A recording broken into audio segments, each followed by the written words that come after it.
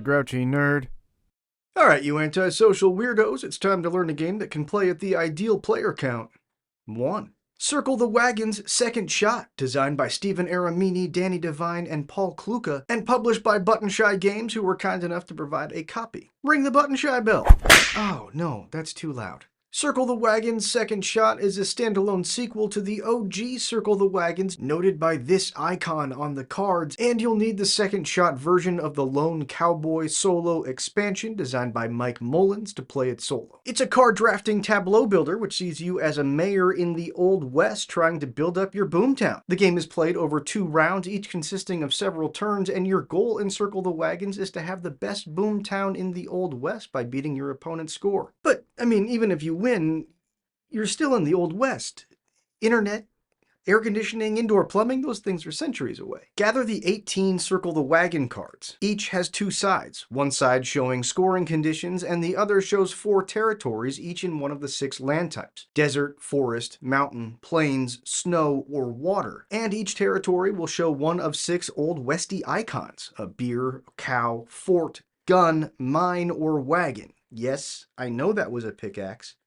The game calls them mines. Choose one of the solo scenario cards from the Lone Cowboy expansion. This card will list 2 goals you'll need to find, as well as your opponent's second round drafting behavior and how the opponent scores. So in this case, Supply Run says the opponent will draft cards with beer and fort icons in the second round, and at the end of the game it's going to score 2 points for each beer and each fort it has on cards in its town. And it's also going to score 1 to 3 points for each card in its town at the end of the game, but we'll see how that works during scoring. It also tells us to find beer on the wall and general store from among the Circle the Wagon cards, which tell us how we score. And wouldn't you know it, we're also scoring beer and forts. 2 points for each beer in one row, and each fort will score based on how many unique icons other than forts are adjacent to it. And in this game, diagonal is not adjacent, so the most you can score on each fort is 4 points. We're also going to score 1 point for each territory in the largest group of each of the territory types, but again, we'll look at all that at the end. The rest of the solo cards can be put off to the side. You're not going to need those for the rest of this game. Then shuffle the remaining cards and deal 8 territory side up in a circle. Then place the remaining cards in the center of that circle, forming the preference deck. Each turn plays thusly. Beginning with the card directly above the preference deck, you'll decide whether to draft it or pass over it, continuing clockwise. If you draft it, you'll immediately add it to your boomtown. When drafting your first card, you'll simply place it in front of you. All cards may be rotated 180 degrees, but must remain vertical and cannot rotate or move once it's placed. If you pass, you'll continue to either draft or pass until you draft a card. However, any cards you passed over go to your opponent's town, which you can just sort of lay out in a line nearby.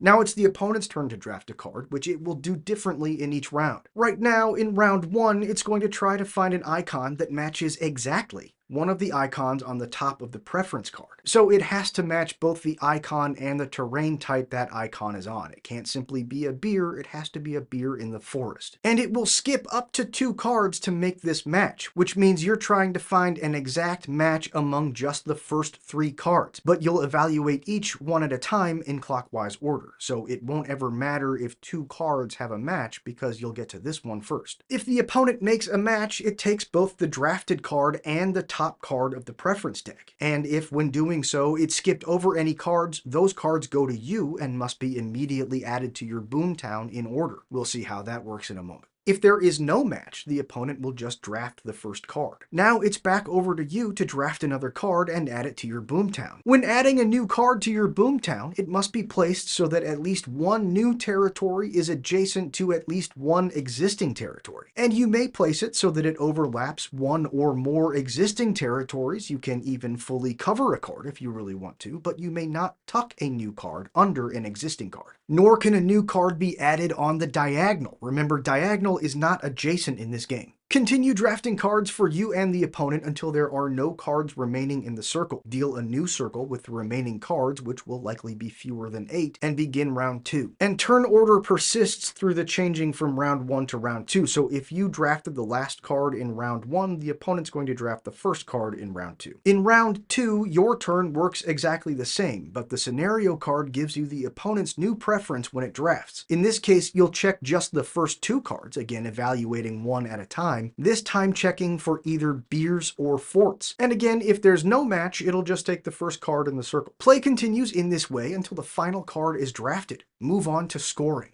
First, you'll score 1 point for each territory in the largest group of each of the 6 territory types in your boomtown. So you'll have 6 scores here. 1 for your largest desert, forest, mountain, plains, snow, and water. Then score each scoring card. In our case, we'll pick a row and score 2 points for each beer and score 1 point for each unique icon next to each fort in our town. The scenario card tells you how the opponent scores. In this case, it gets 2 points for each beer and 2 points for each fort. Then each card in the opponent's town will score based on how many territory types that card has. 1 point for 4 territory types, 2 points for 3 territory types, and 3 points for 2 territory types. Compare your scores. If your score is higher, you win. And that's how to play Circle the Wagons Second Shot. Now go on, get!